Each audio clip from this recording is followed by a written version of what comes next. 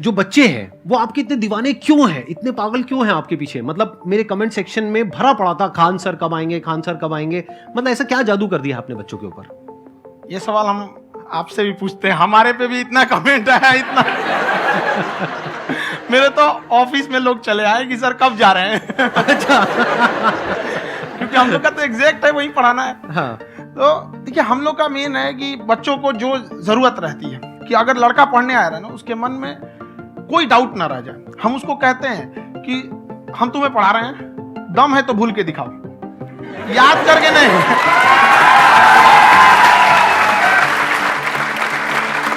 Plus आप जिस price point पे पढ़ा रहे हैं, आई थिंक वो सबसे कम है, वो बहुत ही कम है। सर ये जो फीस का कल्चर है, ये हमारा इंडियन कल्चर नहीं है। हमारा इंडियन कल्चर गुरु दक्षिणा है, उस हिसाब से वो सही है। ऑक्सीजन जैसे जिंदगी के लिए जरूरी है, वैसे एजुकेशन जरूरी है। कोई ये नहीं कह सकता है कि पैसे की वजह से वो खान सर के यहाँ से लौट गया। क्या बात है।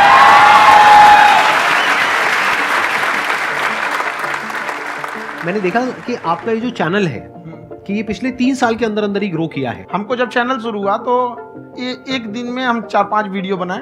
एक हमको कुछ आता, आज भी नहीं आता इतना, तो हम देख के कैमरा उमरा तो हम कंफ्यूज हो गए, बाप रे। तो हम एक ही दिन में वीडियो शूट किए, पढ़ाने वाला टॉपिक था हमको। उसके बाद कभी वीडियो ही नहीं, 6-7 वीडियो एक ही बार शूट कर लिए। और एक जो थे जिनका कैमरा वगैरह था, मेरे पास कैमरे भी नहीं थे उस टाइम, और कैमरा 35,000 का था, तो 6 महीना इसी में लग गया। जो 35,000 इसी में फंस जाएगा। तो उनके कैमरे से शूट किए, उन्होंने कोई चार्ज लिया, उसके बाद हम छोड़ ही दिए। लॉकडाउन लगा, तब हम कहें आप कैसे पढ़ाएंगे, वो तो 1 दिन 2 दिन करते करते अचानक लंबा हो गया। तब हमको याद आया कि ओहो मेरा एक चैनल भी है वहाँ पे।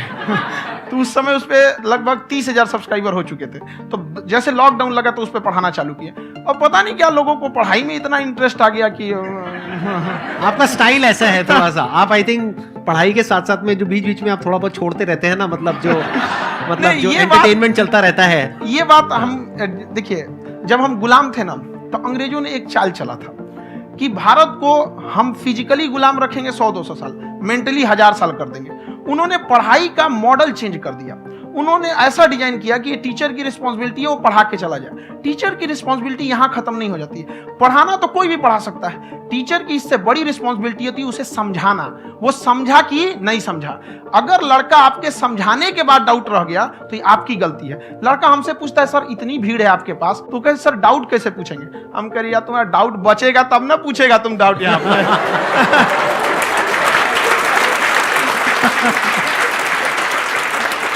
कॉन्फिडेंस नेक्स्ट लेवल है खान सर का, मानना पड़ेगा। और शायद यही वजह है इनकी जो ग्रोथ है उसका।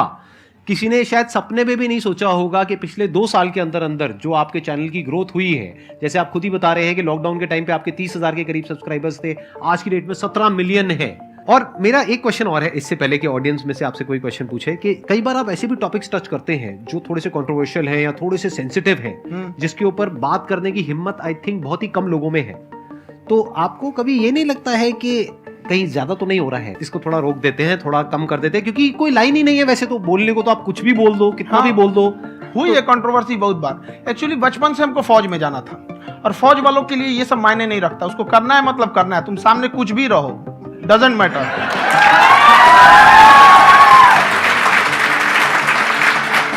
और मैंने YouTube पे देखा कुछ वीडियोस में कि आपका जो इंस्टीट्यूट है वहां पर आज से कुछ साल पहले कुछ बम गिरे थे।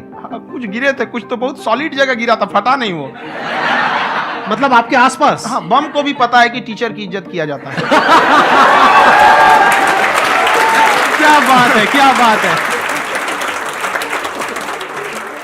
मैं समझ पा रहा हूं कि ये आपके अंदर जो एटीट्यूड है ये कहां से आ रहा है, क्योंकि आप बचपन से ही फौज में जाना चाहते थे, तो आप जंग के मैदान में ही खड़े हैं एक तरीके से। बस फर्क ये है कि आपके हाथ में कलम है, हथियार ना होकर के। हथियार से एक आदमी की जान जा सकती है, हाँ। कलम से बहुत ताकत होता है। शिक्षा एक ऐसा हथियार है ना, हर कुरीतियों से लड़ सकता है, हर तरह की समस्याओं से। और ये एक ऐसा हथियार है, मेटल डिटेक्टर में भी नहीं पकड़ाता है।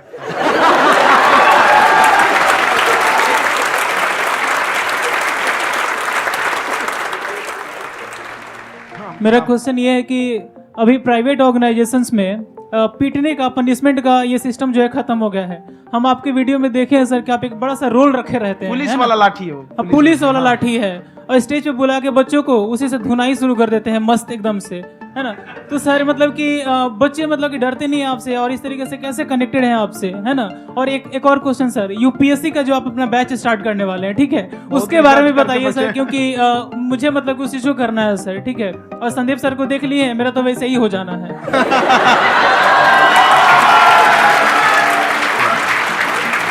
क्या हो जाना है? मेरा पूरा कंप्लीट करो। I'll be an IAS officer next year because I have seen you, sir. My day is like complete, sir. All the best. Thank you so much, sir. Thank you. पूरा बोला करो। हाँ। Thank you. देखिए, लड़कों को जहां तक पीटने की बात है, जब पढ़ाने की बात आएगी तो उसको हम पूरे बेहतरीन ढंग से पढ़ाएंगे, लेकिन जब सजा देने की बात आएगी ना तो वो भी बेहतरीन ढंग से होगा। ऐसा थोड़ी होगा कि बस एक ही चीज बेहतरीन ढंग से होगा। और डर का होना बहुत जरूरी है। ये डर भी अपने आप में एक मोटिवेशन है, क्योंकि जब आपके अंदर एक थोड़ा सा डर रहे ना, तो डर के भागिए मत। एक ऐसा डर जिसको आप लगे कि नहीं नहीं थोड़ा सा और करने की जरूरत है, फिर तो ये हम इसको क्रॉस कर जाएंगे आप। तो लड़कों के अंदर ये डर बनाना भी जरूरी रहता है। और रही बात यूपीएससी वाले की, जो आपने बोला, बहुत सारे लड़के वेट कर रहे हैं यूपीएससी की, क्योंकि 2-2.5 लाख फीस सारे लोग एफोर्ड नहीं कर सकते। और हमारा वही रहता है, हम तो ज्यादातर हमारे स्टूडेंट देखेंगे तो किसी के रिक्शा वाला, सब्जी वाला, यही लोग, इनको तो 2.5 लाख रुपया, इनके पास पूरी संपत्ति नहीं होती है, फीस कहाँ से भरेंगे वहां पे, उसके बाद रहेंगे कहाँ से। तो ऑल ओवर इंडिया से, कश्मीर से कन्याकुमारी तक, गरीब से गरीब भी लड़का उसको पढ़ सकता है। यही कुछ 1000 रुपये मंथली, 12-14 हजार साल का पड़ेगा, खत्म हो जाएगा इतना में।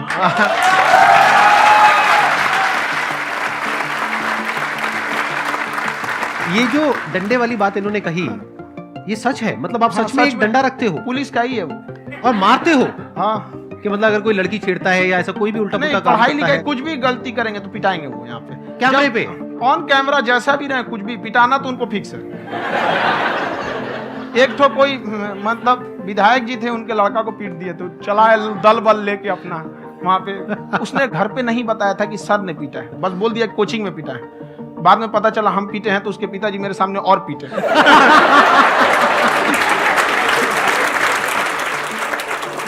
सर आपका सबसे बड़ा डर क्या है, आप दोनों का? फौजी को डरे नहीं लगता है।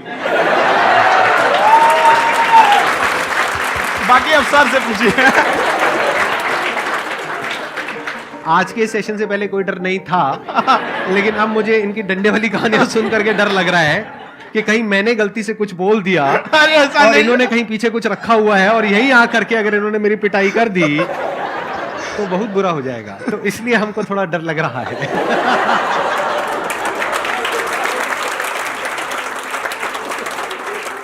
आपकी डेली कितने घंटे क्लासेस होती हैं?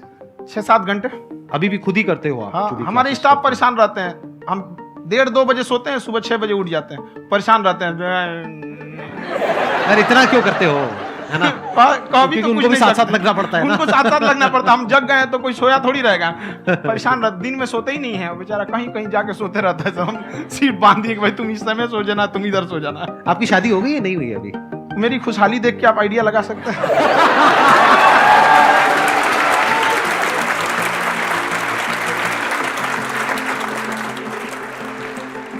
First of all I would like to say sir thank you so much to you and to your team कि आपने मुझे यहाँ आने का मौका दिया। एंड सर अब तक मैंने आपको सिर्फ फ़ोन या लैपटॉप में ही देखा है दोनों को, आज फर्स्ट टाइम लाइव देख रही हूँ तो बहुत अच्छा लग रहा है। तो मेरा क्वेश्चन ये है सर आपसे, जब हम लाइफ में कोई डिसीज़न लेते हैं कि हमें ये पर्टिकुलर चीज़ करनी है, और क्योंकि हम डिसीज़न लेते हैं तो हमारी आदत है कि पहले हम 4 लोगों से पूछते हैं कि तू बता तेरी क्या राय है, तू बता तेरी क्या राय है। तो उनमें से अगर कोई हमें कह देता है कि ये बेकार डिसीज़न है मत कर, तो हमारा माइंड कहीं ना कहीं डाइवर्ट होने लगता है और उसकी वजह से हम अपना डिसीज़न चेंज कर देते हैं। तो मेरा क्वेश्चन ये है कि कैसे हम अपने डिसीज़न पे स्टिक रहे, कैसे हम जो दूसरे के ओपिनियन है उनको अफेक्ट ना होने दें अपने ऊपर। दूसरे से सलाह लेने से पहले एक बार खुद उस पर रिसर्च कर लेना चाहिए, ताकि आप सामने वाला क्या सलाह दे रहा है आपको समझ में आना चाहिए। यहाँ पर ऐसा नहीं है कि कई बार ऐसे होते हैं कि दूसरे वाले को एक्सपीरियंस होता है, तो अगर आपको पहले से आइडिया है, उसके बारे में आप बेहतरीन ढंग से रिसर्च किए हैं कि क्या इसमें प्लस पॉइंट है, क्या निगेटिव है, उसके बाद आप किसी से सलाह लेने जाइए। ये नहीं कि मन में आया सीधा बता, गड़बड़ा जाएगा तुम। आप पहले आपको R&D करना पड़ता है, समझ में आया कि नहीं? और जिंदगी हो या गाड़ी, जीतेगा वही जो टाइम पे गियर चेंज कर रहा है। तो डिसीजन चेंज करना बहुत ज्यादा गलत नहीं है। इन्होंने बहुत अच्छी बात कही है और मैं इसी बात पे थोड़ा सा और ऐड ऑन करूंगा कि ये जो आपने कहा ना कि अपने डिसीजन पे स्टिक कैसे रहे, ये कोई अच्छी क्वालिटी नहीं है, क्योंकि टाइम टू टाइम आपको अपने डिसीजंस को चेंज करना होता है। जैसे आपने 4 लोगों से डिस्कस किया, कोई इंसान कुछ पॉजिटिव बोल रहा है, कोई नेगेटिव बोल रहा है, उससे फर्क नहीं पड़ना चाहिए। डिपेंड ये करता है कि वो जो बोल रहा है उसका बेसिस क्या है। क्या वो किसी नॉलेज या एक्सपीरियंस के बेस पे बोल रहा है या ऐसे ही कुछ भी बोल रहा है? ऐसे ही बोल रहा है तो फिर उसकी बात पे ध्यान क्यों दे रहे हो? अगर किसी नॉलेज या एक्सपीरियंस के बेस पे बोल रहा है, फिर चाहे वो पॉजिटिव बोल रहा है चाहे नेगेटिव बोल रहा है, दोनों ही मायने रखता है। उसके बाद में रिसर्च करनी है और फिर रिसर्च करने के बाद में फाइनल डिसीजन अपना खुद का होना चाहिए। अब वो डिसीजन उससे अलग भी हो सकता है जो आपने पहले लिया था, और वो सेम भी हो सकता है। सर मेरा क्वेश्चन दोनों से है आपसे, how to deal procrastination and laziness. हमारा ब्रेन है ना, ये बहुत आलसी टाइप का है, इसको आराम खोजना पसंद है। अब थोड़ा सा भी आप इसको आराम की ओर लेके चले गए ना तो फिर उधर ही रहेगा। आप सोचेंगे 10 मिनट आराम कर लेते हैं ना, तो 10 मिनट 2 घंटा बना देगा। उसको टॉर्चर कीजिए, चल 10 मिनट बाद में, उसको आप उस पर हावी मत। वो कह रहा है कि हमको आराम चाहिए, आपको हाँ आराम मिलेगा, पहले काम फिर मिलेगा आराम। तो आप उसके हिसाब से मत चल। आपका मन कर रहा है थोड़ा सा देख लेते हैं, कोई नोटिफिकेशन आया, आप कोई काम कर रहे हैं, क्यों पहले काम कर लीजिए, बाद में देखिएगा ना नोटिफिकेशन। आप हावी मत होने दीजिए यहाँ पे। अगर आप 5 मिनट भी थोड़ा सा लूज पड़े ना, थोड़ा सा कमर सीधा कर लेते हैं, 2 घंटा बर्बाद कर दिया आपको। हावी मत होने दीजिएगा उसको अपने ऊपर। प्रोक्रेस्टिनेशन को तोड़ने का एक ही तरीका है, सबसे छोटे लेवल पे ले जा करके उस गोल को तोड़ दो। यानी वो गोल बहुत बड़ा है, उसको ब्रेक डाउन करो, उसके सबसे पहले स्टेप पे आ जाओ कि उसको अचीव करने का सबसे पहला स्टेप क्या है। जैसे गाड़ी चलाना सीखना है, उसका सबसे पहला स्टेप क्या है? अगर घर में कोई नहीं है सिखाने वाला या सिखाने वाली, तो बाहर जा करके जो गाड़ी का ड्राइविंग स्कूल है उधर जा करके पैसे दे दो। अब फंस गए ना तो फंसा दो अपने आप को। दिमाग ये लगाओ कि अपने आप को कैसे फंसाया जाए। जब हम फंस जाते हैं ना तो फिर हमको वो काम करना ही पड़ता है। Then there is no looking back. जब तक आप सोच रहे हो तब तक सोच रहे हो, उसको बोलते हैं पैरालिसिस ऑफ एनालिसिस, कि आप सोचते चले जा रहे हो अपने माइंड में, मैं ये करूंगा वो करूंगा वो करूंगा वो करूंगा, और प्रोक्रेस्टिनेट हो रहा है, वो चीज टलती चली जा रही है। तो उसको छोटे से छोटे लेवल पे ब्रेक डाउन करके उसको कर दो, दैट इज नंबर 1। और जैसे ही करना शुरू करते हो, कोशिश करो कि उसको जब तक कि आप सही से नहीं कर लेते हो उसको छोड़ना नहीं है, तो आपकी लेजीनेस भी खत्म हो जाएगी। कई लोगों को तो हमने देखा है जो सप्ताह में कुछ भी नहीं करता, वो भी संडे को आराम कर रहा है।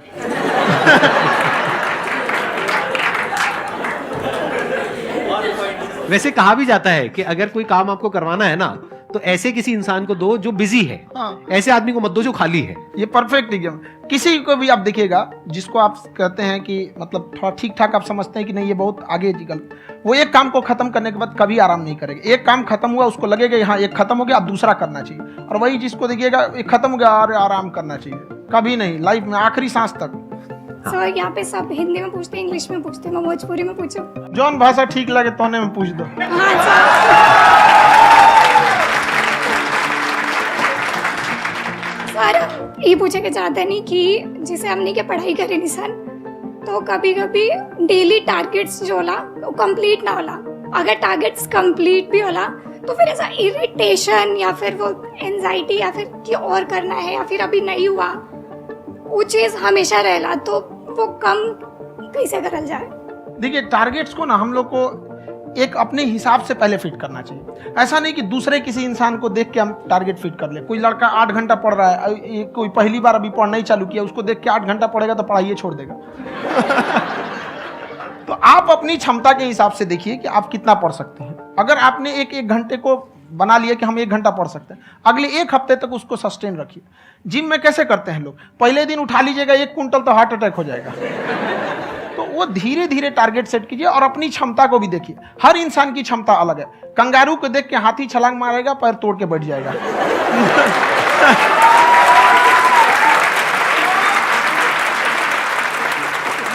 अब संदीप सर का मोटिवेशन देख के इसका मतलब क्या कि ट्रेन के आगे खड़ा हो जाएंगे, ढकेल देंगे तुमको। हालांकि ऐसा कर देते हैं, लेकिन ऐसा करिएगा लोग नहीं, क्षमता पता होना चाहिए। आपके अंदर एंजाइटी हो रही है कि मैंने कर तो लिया है। आप ये नहीं कह रहे कि मैंने कुछ भी नहीं किया है फिर मेरे को एंजाइटी हो रही है। आप ये कह रहे हो मैंने काफी कुछ कर लिया है फिर भी एंजाइटी हो रही है कि कहीं कुछ छूट तो नहीं गया है। तो बेसिकली आपको ये देखना है कि अगर आपके अंदर एंजाइटी हो रही है, that means you are a very good student. आप एक अच्छे स्टूडेंट हो। क्यों? क्योंकि बहुत सारे स्टूडेंट्स तो ऐसे हैं उनको पढ़ने के नाम से एंजाइटी होती है। तो आपको एंजाइटी हो रही है कि मैंने पढ़ लिया। दिन में मानो 8 घंटे का आपने टारगेट सेट किया और 6 घंटे पढ़ लिया, या मान लो 8 घंटे भी पढ़ लिया, फिर भी एंजाइटी हो रही है कि मैंने 10 घंटे नहीं पढ़ा। तो ये तो अच्छी क्वालिटी है ना, ये तो एक ब्रिलियंट स्टूडेंट की क्वालिटी है। क्योंकि एंजाइटी उसी को होती है जो केयर करता है, जिसको परवाह है उसी की तो एंजाइटी होती है। जैसे माँ को अपने बच्चे की, जैसे एक माँ को अपने बच्चे के, जैसे एक माँ को अपने बच्चे को लेकर के एंजाइटी होती है। हंस लो मजाक उड़ा लो मेरा। कोई बात नहीं, एडिट कर देंगे इसको हम। हाँ।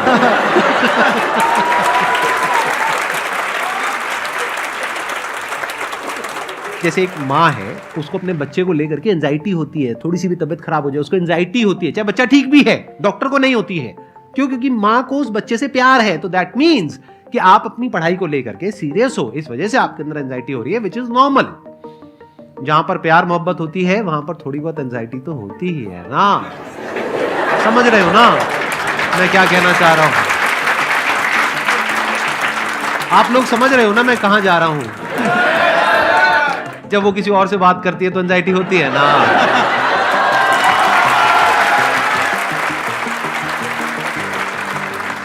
सर, आपकी स्टोरी हमने सुनी थी, तो एक टाइम आया था जब आप गंगा किनारे जाके बैठ गए थे। उस समय आपको कुछ समझ नहीं आ रहा था, तो उस समय मतलब आपने ये डिसीजन कैसे लिया कि अब आगे नहीं, यहाँ से वापस जाना है? रास्ता ही नहीं था। घर जाने के लिए एटलीस्ट 90 रुपए चाहिए थे, जेब में 40 रुपए थे। कैसे घर जाते हैं? और हम गंगा के किनारे चुपचाप बैठे बैठे हम कहें कि अब बहुत टेंशन हो गया, अब घर जाना चाहिए। रूम पे तो किराए के रूम पे ही आदमी सारे लोग रहते हैं। गए वहाँ पे तो रूम लॉक हो गया था। तुम खटखटाए तो ऊपर से गुस्सा से बोले जो ऑनर थे, क्या टाइम हो गया है? तुम कहे 9-10 बज रहा होगा। घड़ी देखिए तो 2 बज रहा था रात का, 2-2:30 बज गया था वहाँ। टेंशन में आप तो होता है, कई बार ऐसा समय आएगा कि लगेगा जैसे अब कुछ नहीं हो सकता है। तो इससे घबराना नहीं है। कभी कभी गुच्छे की आखिरी चाबी भी ताला खोल देती है। जो बातें आपने बताई कि घर में प्रॉब्लम्स ये तो बहुत लोगों ने फेस करी वहां पर। आप अकेले नहीं है, बहुत लोगों ने ये प्रॉब्लम्स फेस करी, बहुत तरह की प्रॉब्लम्स देखी, बहुत तरह की स्ट्रगल्स देखी, लेकिन वो सब इतने कामयाब नहीं हो पाए जितने कि आप हुए। तो आपके अंदर ऐसा कुछ ना कुछ है जो औरों के अंदर नहीं है। तो वो मैं जानना चाह रहा हूं कि वो ऐसा क्या था जहां से कि आपका दिमाग यहां तक सोच पा रहा है कि मैं पूरे इंडिया में इतने बड़े लेवल का चेंज लेकर के आ सकता हूं, एजुकेशन फील्ड में रेवोल्यूशन लेकर के आ सकता हूं। ये सोचना ही बहुत लोगों के बस का नहीं है। मेरी एक खुद की थिंकिंग, अगर हमको कोई 100 रुपए किसी काम के लिए दिया, हम सबसे यही कहते हैं, तो हम कोशिश करते हैं उसे 200 का रिटर्न दे। अगर कोई हमसे 200 रुपया फीस दे रहा है, 250 दे रहा है, तो हम उसको ये कोशिश करते हैं कि तुम्हें ऐसा लगे कि नहीं भैया हमने 10-20 हजार का पढ़ लिया है। वो ईमानदारी से कभी कमी नहीं। और हमेशा अगर हम प्रॉमिस X का करते हैं तो डिलीवर 4X करना चाहते हैं। ध्यान से सुनना और ध्यान से समझना इस फर्क को। अगर आप समझ पाए तो बहुत आगे जाओगे लाइफ में। एक वो होते हैं जो ये सोचते हैं कि हमें सब कुछ मिल जाए, हमें कुछ भी करना ना पड़े। दूसरी कैटेगरी होती है लोगों की जिनको जितना मिलता है उसमें भी चोरी चकारी करते हैं या कोशिश करते हैं कि उससे कम दे सामने वाले को जितना कि हमें मिल रहा है। तीसरी कैटेगरी होती है लोगों की जो इनके जैसे लोग होते हैं। वो क्या करते हैं? वो ये सोचते हैं कि अगर मैंने किसी से 1 रुपए भी लिया, देखा जाए तो 200-250 रुपए कुछ भी नहीं होता है, 200-250 रुपए अगर मैंने लिया तो कैसे उसको 400 रुपए की वैल्यू दूं। ये जो थिंकिंग है ना, यही एक फर्क होता है एक ऐसे इंसान में जो बहुत आगे निकल जाता है और उस इंसान में जो मीडियोकर रह जाता है। आप अपने आप को अपने आप के ऊपर समय दीजिए, उसको डेवलप कीजिए। जब आप अपने आप के ऊपर खर्च करते हैं तो आने वाले समय में लोग गूगल पे आपको सर्च करते हैं। क्या बात है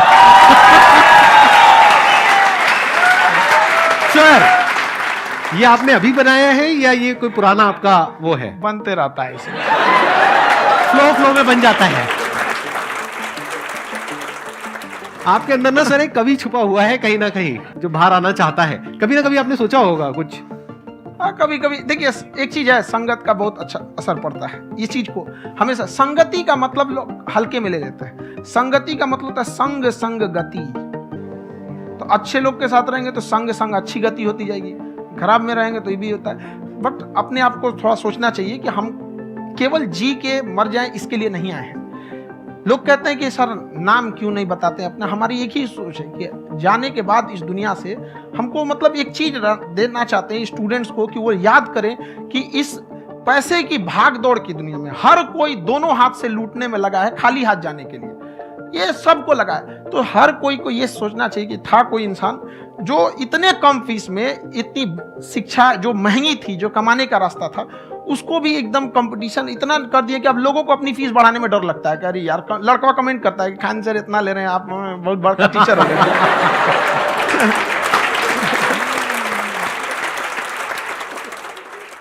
खान सर की एक क्लिप है, ये समय और समझदारी में बहुत फर्क होता है। अगर समय रहते समझदारी आ गई तो इंसान कामयाब हो गया, लेकिन अगर समय चला गया फिर समझदारी आई फिर तो बेकार है। तो सर मतलब कुछ आपको ऐसी चीज़ लाना चाहिए जो मतलब बच्चों जो तैयार हो रहे हैं उनको ये चीज़ें मतलब इन टाइम पे दिखे। समझ रहे हैं आप मेरी बात? नहीं समझ?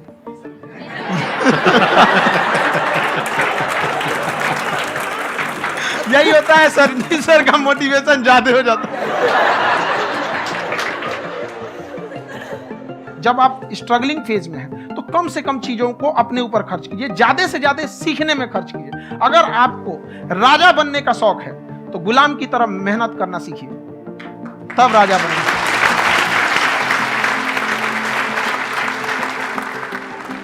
ये दुख, ये दर्द, ये सब तेरे अंदर है। तू अपने बनाए इस पिंजड़े से बाहर निकल के देख, तू अपने आप में एक सिकंदर है।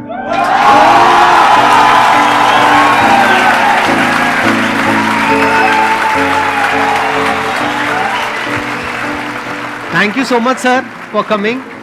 बहुत मजा आया मेरे को आपके साथ में इंटरेक्ट करके। आई एम श्योर आप लोगों को भी बहुत मजा आया होगा।